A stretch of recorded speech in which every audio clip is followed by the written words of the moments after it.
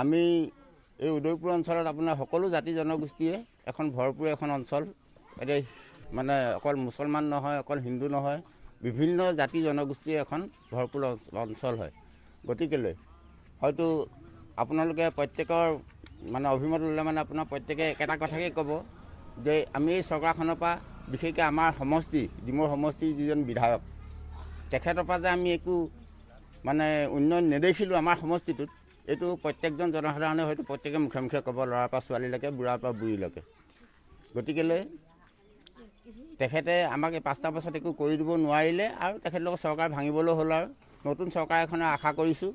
গতিকেলৈ ৰাইজে নিশ্চয় নতুন চৰকাৰ এখন আনিব আৰু সেই নতুন চৰকাৰৰ যিজন আমাৰ প্ৰতিনিধি হ'ব হয়তো তেখেতৰ পৰা আমি আশা কৰিম ভৱিষ্যতে যাতে আমাৰ যিজন প্ৰতিদ্বন্দ্বী আছে তেখেতৰ আমি দেখিছোঁ এতিয়া কাম কাজবিলাকত আপোনাৰ বিভিন্ন ধৰণৰ গাঁৱে ঘূৰে সোমাই পেনি প্ৰত্যেক ৰাইজৰ বুজ লৈছে, সুখে দুখে খবৰ পালে মানে সুখে দুখে আহি পেলাই আমাক খবৰ এটা কৰিছে, মাত এষাৰ লগাইছেহি। কাৰোবাৰ ঘৰত বেমাৰী এজন আছে, তেখেতে একো দিব নোৱাৰিলেও অন্ততঃ মুখৰ মাত এষাৰ লগাইছেহি। কাৰোবাৰ ঘৰত এজন মৰিছে, ইন্তেকাল হৈছে, মানে মৃত্যু হৈছে, যদি তেখেতে খবৰ পাইছে, যি জাতি জনগোষ্ঠীয়ে নহওক, যি দলৰে নহওক, কিন্তু তেখেতে আহি পেলাই মাত এষাৰ লগাইছে, খবৰ এটা লগাইছে। বৰ্তমান চৰকাৰী সা সুবিধা তেনেধৰণে লাভ কৰা নাই, যেনেকৈ পাব লাগে ৰাইজে তেনেকৈ পোৱা নাই। এনেই শতকৰা 100 ভাগৰ 30% মানুহ নাই পোৱা, মানে বঞ্চিত হৈ আছে।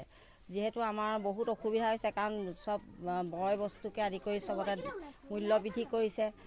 আপোনাৰ ৰাস্তাটোত আমি খোজকাঢ়িছোঁ, তাতো আমাৰ GST লগাইছে। আমি খোজকাঢ়িছোঁ, GST দিছোঁ। সামান্য বস্তু এটা আনিব গৈছোঁ, তাতো GST লগাইছে।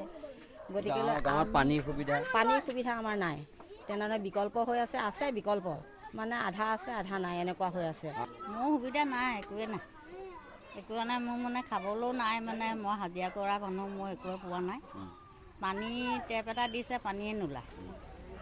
এতিয়া মোৰ ডাঙৰ ল'ৰাও নাই, মাৰা ল'ৰা ছোৱালী পঢ়ি আছোঁ। মই বৰ্তমান মানে মই নিজে দিন হাজিৰা কৰি খুৱাইছোঁ আৰু মই সুবিধা একো পোৱা নাই।